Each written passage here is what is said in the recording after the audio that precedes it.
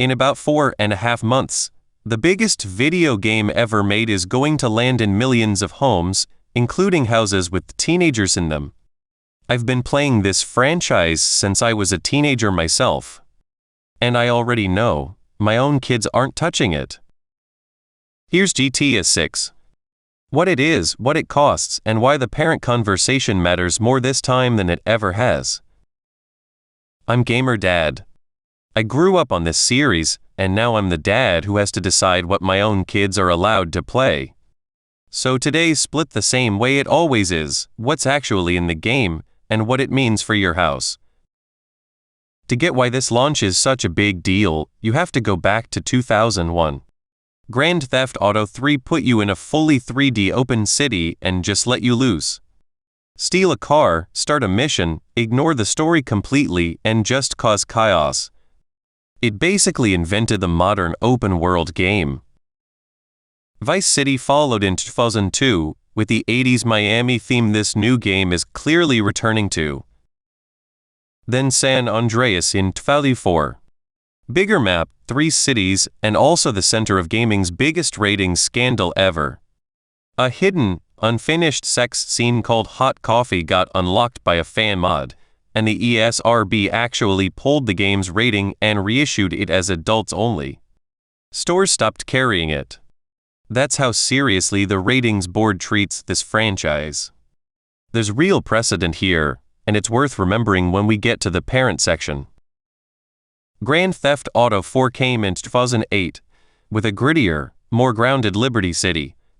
And then in 2013, Grand Theft Auto 5 happened. And happened is the right word.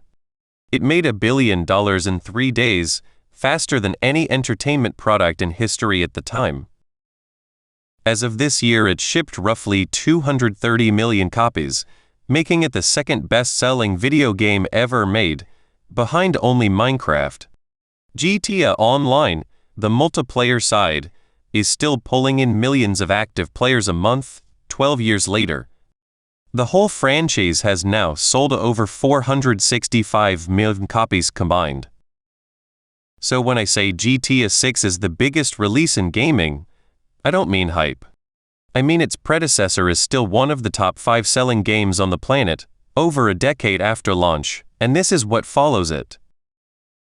GTA 6 takes you to Leonida, a fictional stand-in for Florida, centered on a modern-day Vice City. Rockstar's given us 2 official trailers so far. The first in December 2023, which leaked early and still broke YouTube records, and a second in May 2025 that introduced our 2 playable leads. That's the biggest structural change here. For the first time in the mainline series, one of your 2 protagonists is a woman.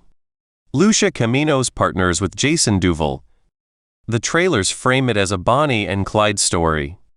A couple who know the odds are stacked against them, pulled into a conspiracy that stretches across the whole state after a job goes wrong.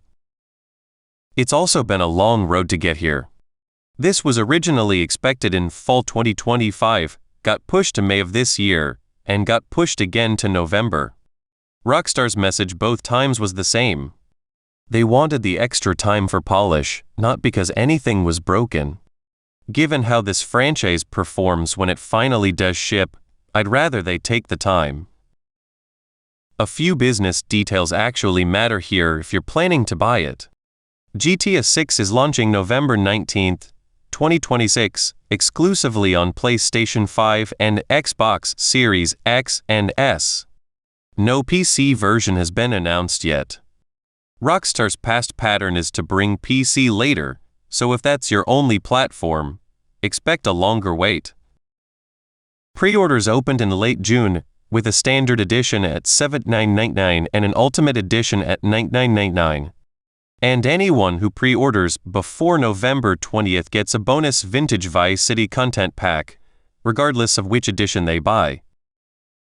Analyst estimates on development cost run north of $2 billion, which would make this the most expensive video game ever made, and gives you a sense of why the price point crept up from where GTA 5 launched over a decade ago. Now here's the part I actually care about most. GTA 6's official rating isn't finalized as I'm recording this. Rockstar's own site still says rating pending.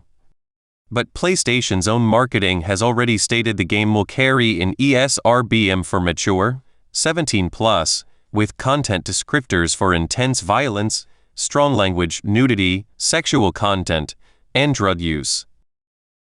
That would put it exactly where every mainline GTA game has landed going back to 2001. And after San Andreas got yanked to adults-only over hidden content in 2004, I don't think Rockstar is second-guessing where this one sits.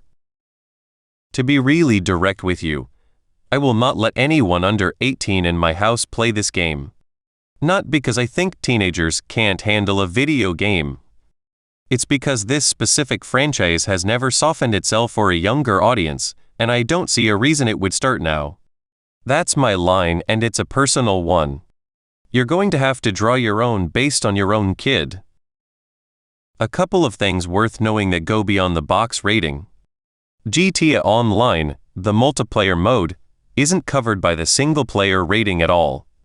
It puts your kid in voice chat with strangers, in a player versus player environment, with real money microtransactions on top. If GTA 6 gets anything close to GTA 5's online ecosystem, and every signal says it will, that's a second, separate conversation from just, is the story appropriate? One more thing, for the parents whose kids already play GTA 5 or GTA Online today. This is not just a November problem. Everything I just described, the strangers, the spending, the content, is already in the version sitting in your living room right now. GTA 6 only turns the volume up. So ask what your kid is playing tonight, not just what is on the wish list for November. If your teenager is asking about this one, my advice is the same advice I give myself. Don't outsource the decision to a rating on a box. Watch some actual gameplay together or watch it yourself first before you decide what's right for your house.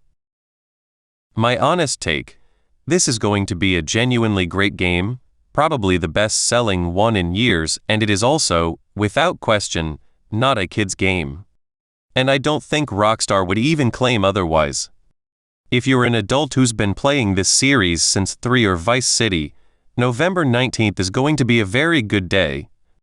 If you're a parent being asked to buy this for a 14-year-old, that's the conversation this whole video was for. GTA 6 launches November 19th, 2026 on PlayStation 5 and Xbox Series X and S.